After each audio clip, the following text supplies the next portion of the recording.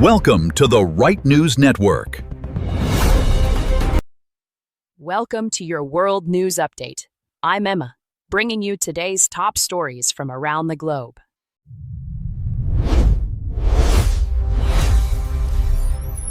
Iran is reviewing a U.S. peace proposal tonight, and Trump says it'll be over quickly. Our Middle East correspondent Layla Nazari is tracking the negotiations. Layla, what's actually on the table here? Yeah, Emma. And the key thing to understand is that this proposal would formally end the war. That's real. But, and it's a big but, it leaves the hardest issues sitting right there, unresolved. The U.S. wants Iran to suspend its nuclear program. They want the Strait of Hormuz and the Persian Gulf reopened to international shipping. Iran's basically saying no to both of those things right now. I was speaking to a diplomatic source this morning who told me the gap between what each side's demanding is still massive. How long has the ceasefire actually held? Since April 8th. So we're looking at months of relative stability. Pakistan's been the mediator, and they said just recently they're working to make this permanent. But here's what's significant. In-person talks between the two sides failed last month. So you've got this fragile quiet, but people aren't really talking anymore. That's dangerous, Emma, because once ceasefires start to fray, they tend to collapse fast. Trump saying this ends quickly. Do you believe that? Look, Trump's optimism is genuine, but frankly, I don't see it. Iran just declared control over the Persian Gulf Strait as a counterpoint. They're not positioning themselves to give ground. And the nuclear issue? That's not something you resolve in weeks. What I'm hearing from officials on both sides is they're waiting to see if the other blinks first. That's not the posture of countries about to sign a peace deal. Layla Nazari, thanks.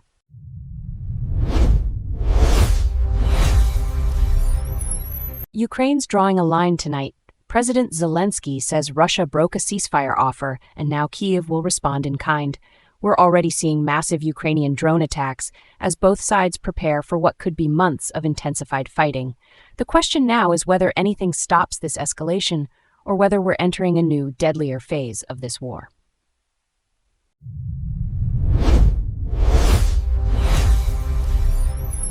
Remaining with the Middle East, Israel just struck Beirut for the first time since mid-April, targeting what it says was a senior Hezbollah commander in the Harat Hreik neighborhood. The move threatens what's already a shaky ceasefire. Israeli officials are also warning that any deal with Hamas is off if the group won't disarm completely, and that's raising the stakes across multiple conflict zones right now.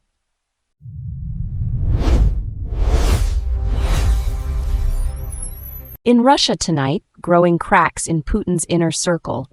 A prominent Kremlin-aligned lawyer who was locked in a psychiatric hospital for criticizing the president is now free, and he says he's not backing down. Meanwhile, Wall Street Journal reporter Evan Gershkovich is fighting his own battle in the Russian legal system. Our technology correspondent Alex Park is following these developments. Alex, what's really happening inside Moscow right now? Yeah, Emma. And this is significant because we're watching something we rarely see. People who've been part of the system turning against it openly. Ilya Remeslo, this pro-Kremlin lawyer, spent time in a psychiatric hospital after he criticized Putin. He's out now, and he's said publicly he won't stop his crusade against the president. That's extraordinary. What's striking here is this isn't some dissident from the margins. This is someone who was embedded in Moscow's power structure. The fact that he's willing to take this on after what happened to him tells you something about desperation or conviction. Probably both. And Gershkovich's appeal changes the timeline how? Look, the appeal signals his legal team is exhausting every option inside a system that's fundamentally stacked against him. What I'm hearing from sources is there's this calculation happening in Moscow right now about how hard to push on a foreign journalist when international pressure's already mounting. Remeslo's public defection, Gershkovich's case, they're colliding at a moment when the Kremlin's narrative control is slipping. Alex, thanks.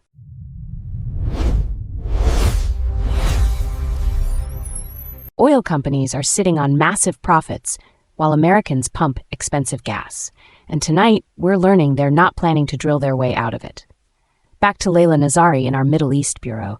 Layla, why would executives choose profits over production right now? Yeah, Emma. And this is the calculus that's surprising a lot of analysts. What's happening is the companies are making a bet that prices will stay elevated. The war dynamics in Iran, the Persian Gulf tensions, they're looking at that and thinking, why expand supply if scarcity is going to do the pricing work for us? I was speaking to a senior energy economist this morning who put it this way. They're playing the long game on margins, not chasing barrels. So if they're not drilling more, what are they doing with these record revenues? Look, it's going to shareholder returns and targeted joint operations in places like the U.S. Gulf, where they've already got infrastructure in place. Shell and Ineos, for example, they're deepening stakes in existing fields. What's striking here is the absence of exploratory ambition. It suggests the industry doesn't believe new supply is necessary or profitable. And frankly, Emma, that's a calculation that hinges entirely on whether Persian Gulf tensions hold or escalate. Lila, thanks for that clarity.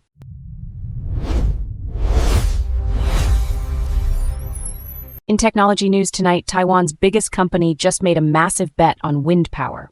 TSMC, which manufactures most of the world's advanced computer chips, just locked in a 30-year deal to buy clean electricity. But here's the tension.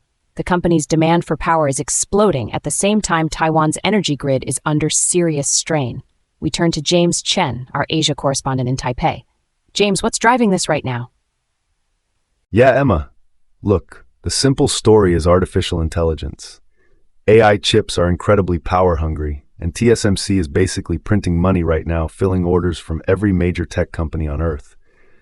But what I'm hearing from energy officials here is they're genuinely worried about blackouts. The island's electricity grid was already tight before this AI boom, and now we're seeing TSMC consume more power every quarter. This 1.02 gigawatt wind farm deal, it's not just good public relations. It's TSMC saying we cannot wait for the government to solve this. We're solving it ourselves. So is Taiwan's government keeping pace with the demand? They're trying, but, and frankly this surprised me, they're bumping up against real limits. The government's renewable expansion is happening, but it's slower than TSMC's appetite for power grows. What you're seeing is this fascinating dynamic where the private sector is essentially outpacing policy. The company is making 30-year renewable commitments, while Taiwan's energy planners are still debating coal phase-out timelines. It creates this weird situation where a single corporation is driving national energy strategy. James Chen in Taipei, thanks.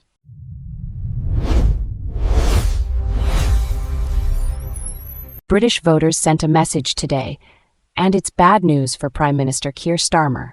Local elections across England, Scotland, and Wales show populist parties gaining real ground while Labour hemorrhages support. Our correspondent Alex Park has been tracking the numbers. Alex, what's actually happening here? Yeah, Emma. And this is significant, because we're not just seeing Labour lose seats. We're seeing voters actively choose alternatives they wouldn't have considered 2 years ago. I was speaking to a political analyst this morning who told me what's striking is the breadth of the swing. It's not concentrated in one region or demographic. It's broad-based discontent. Reform UK, the Greens, even regional parties in Scotland and Wales, they're all picking up frustrated voters who feel like Labour's already abandoned them. But Starmer only took office months ago. Why the collapse in confidence so fast? Look, cost of living is crushing people right now. Inflation, energy prices, wages that aren't keeping up. And frankly, Emma, there's also been recent controversies that have shaken public trust in the government.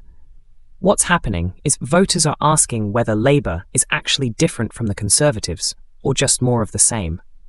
And in these local elections, they're answering with their feet, moving to populist outsiders on both the left and right, who promise disruption rather than continuity. Alex Park, thanks.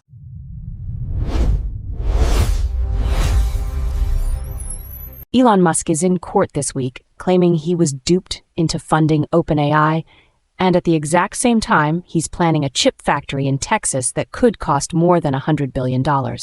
David Harrington is our economics correspondent. David, what's actually happening here? Walk us through what that chip factory actually is. Does the trial change anything about whether this factory gets built? David Harrington, thanks.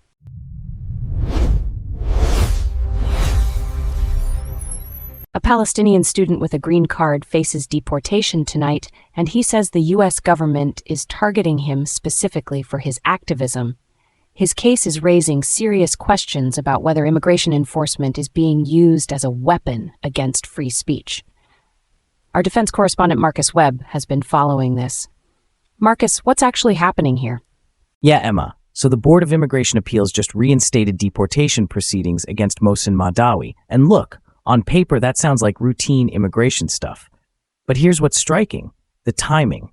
His most vocal advocacy for Palestinian rights, and then boom, immigration action follows. His legal team is saying this is retaliation, pure and simple. They're arguing the government's weaponizing the system to silence him. What does Homeland Security say about why they're doing this? Well, and this is the thing that troubles civil liberties lawyers. DHS hasn't really laid out specific charges publicly. They're saying it's routine security review, standard admissibility stuff. But when you've got a green card holder, a student, suddenly facing deportation right after he becomes a prominent activist voice, the optics are terrible.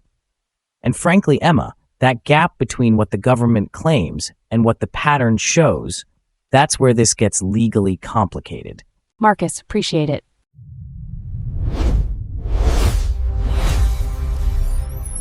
Closer to home now, Western Australia's Premier just rolled out his answer to the cost of living crisis.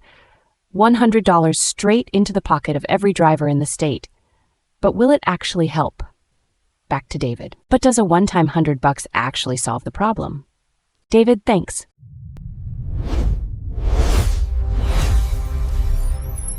Now, our in-depth analysis of the day. The story dominating the headlines, examined from every angle.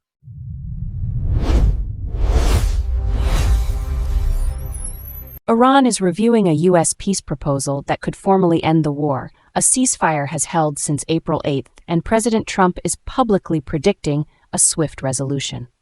Markets are already celebrating. Stocks soared and oil tumbled on the news. But here's what the headlines aren't telling you. Sources say the proposal leaves unresolved Iran's nuclear program and the Strait of Hormuz question, and Tehran has simultaneously declared itself the regulator of Strait of Hormuz shipping. Joining me now are Marcus Webb, our defense and security analyst, and James Chen, our geopolitical analyst.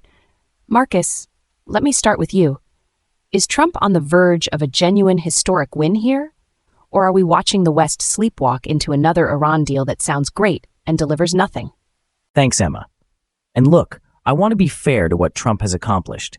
Getting Iran to the table at all after military action with Pakistan as mediator is not nothing. That took strength and resolve. But I am deeply worried about what this deal apparently contains, or more precisely, what it doesn't contain. If France 24's sources are correct, and they're credible, this proposal leaves Iran's nuclear program unresolved. Let me say that plainly. We may have fought a war, absorbed the economic costs, taken the geopolitical risk, and we're about to sign something that leaves the mullah's path to a nuclear weapon open. Douglas Murray has been saying for years that the West has a pathological inability to see these threats clearly, and I'm seeing exactly that pathology play out right now.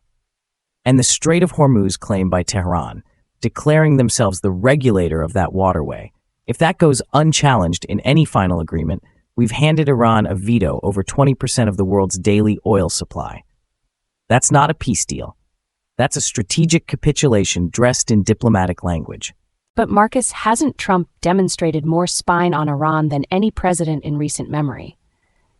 Isn't there an argument that the ceasefire itself represents a form of deterrence, that Iran is clearly feeling the pressure? And James, what's your take on this? Well, look, I think Marcus is half right, but he's framing this in a way that makes perfect look like the enemy of good, and in diplomacy, that's a dangerous trap. Here's what I think Marcus is missing. The market reaction matters. Stocks soaring and oil prices plummeting isn't just noise. That's the collective intelligence of millions of economic actors pricing in reduced Persian Gulf risk. If energy markets stabilize, that's a genuine material benefit for ordinary Americans, for allies in Europe who've been battered by energy costs, and for global supply chains still recovering from years of instability. Now, am I happy that the nuclear question is apparently unresolved? Absolutely not. But the diplomatic architecture here, Pakistan as mediator, a framework agreement, the pressure of a Trump-Xi summit happening simultaneously, this could be building toward a sequenced resolution where the nuclear issue gets addressed in phase 2. The JCPOA failed because it tried to do everything at once and satisfied no one. A staged approach might actually work if Trump has the discipline to hold the line on phase 2. I hear what James is saying, but with respect, that misses the point entirely. Phase 2 diplomacy with Iran. We've heard that before. That's exactly how the Obama administration justified every concession the JCPOA made. Oh, we'll get the harder issues in the next round of talks. There is no next round. There's just Iran using the breathing room to advance its nuclear program, while the world congratulates itself on statesmanship. And James, the Strait of Hormuz is not a phase 2 issue. It's a now issue.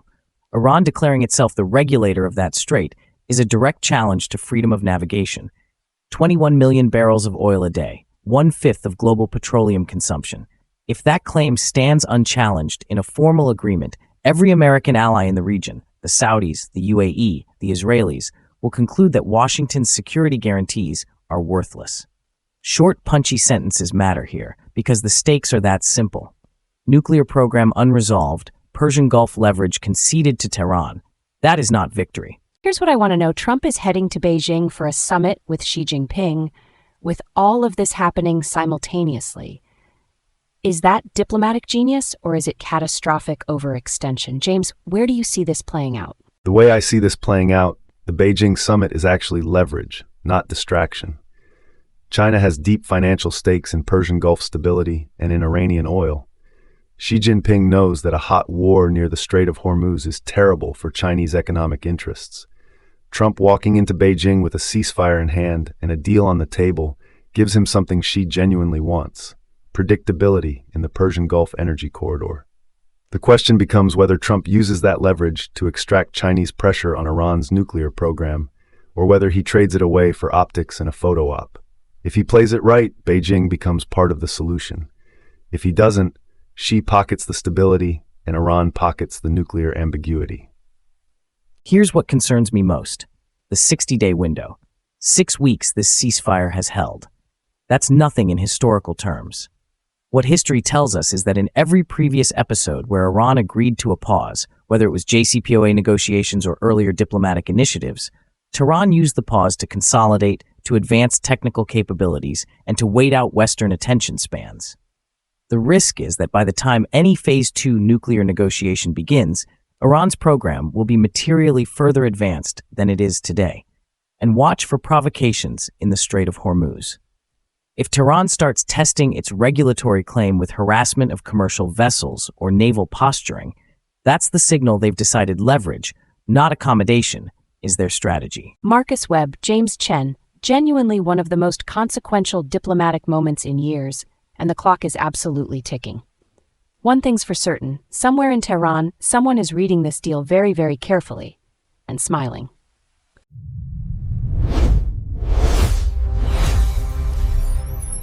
Three passengers dead, a British crew member in urgent need of medical care, and dozens of potentially exposed travelers already scattered across multiple countries, including the United States and the United Kingdom, before anyone thought to stop them.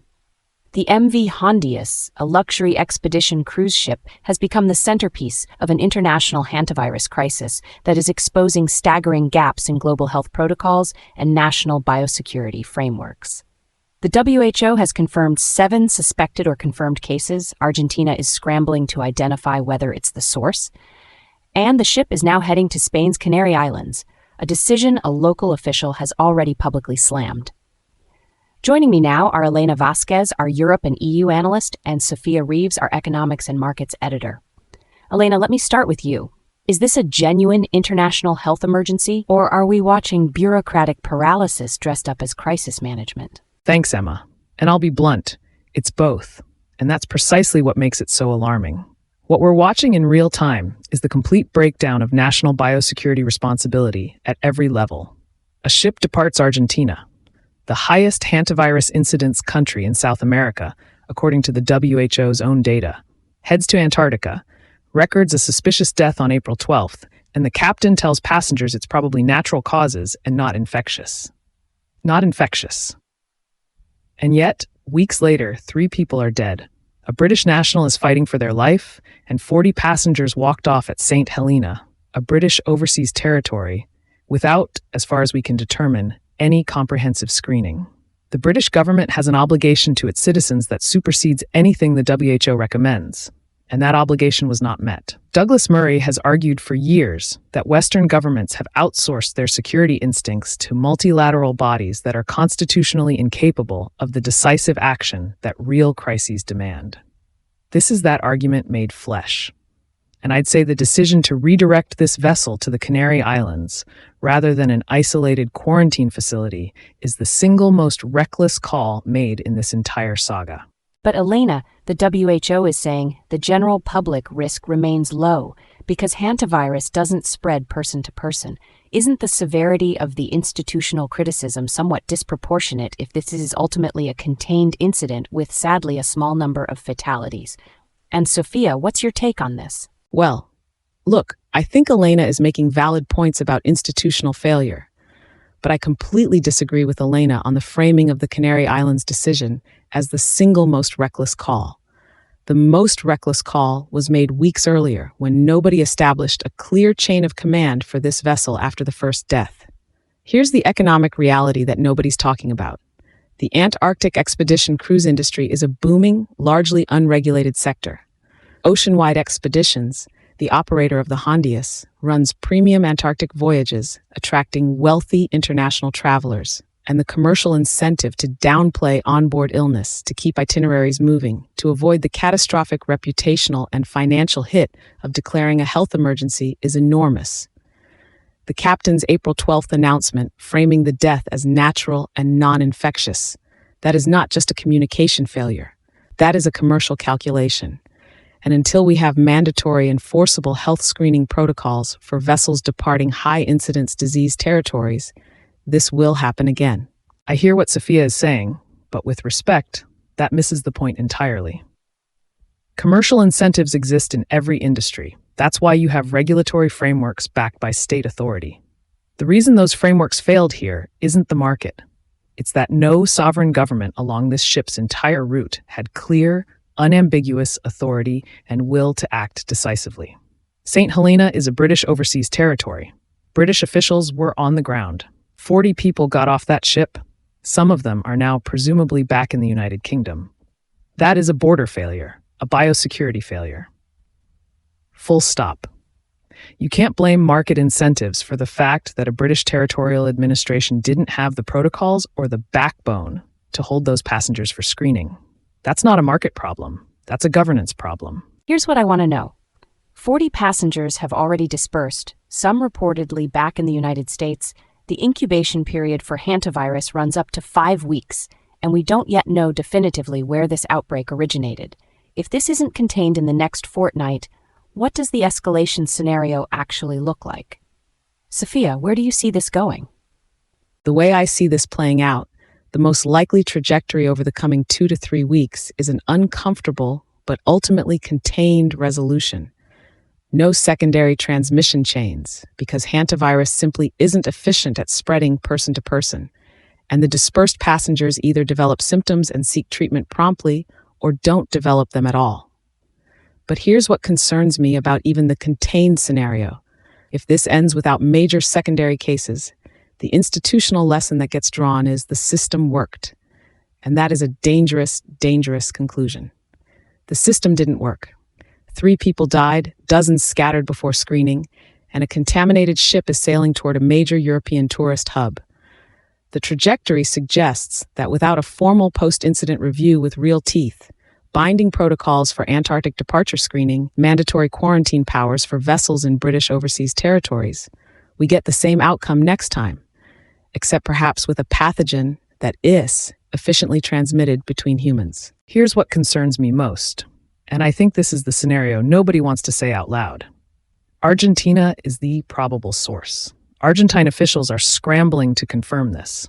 If the investigation confirms that the virus originated in the embarkation region around the Argentine coast or Patagonian interior, the question of pre-departure screening becomes unavoidable. Thousands of international travelers transit through Argentine ports every year for Antarctic expeditions. That's not a small industry. And if there's no mandatory rodent exposure risk screening before boarding, no systematic health declaration process, then we are one bad outbreak away from a very different kind of crisis. The risk here isn't hantavirus specifically. It's that the architecture of Antarctic expedition tourism is operating on an assumption of safety that this outbreak has now definitively shattered. 3 dead, 2 Britons self-isolating, and the ship sailing toward Spain, and somewhere in a WHO conference room, someone is drafting a press release about how the risk to the general public remains low. Elena Vasquez, Sophia Reeves, thank you both. When the bureaucrats finally finish patting themselves on the back, perhaps they can explain to the families of 3 dead passengers exactly how well managed this was.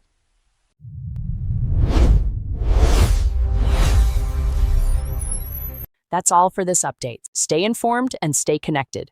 I'm Emma. We'll be back shortly.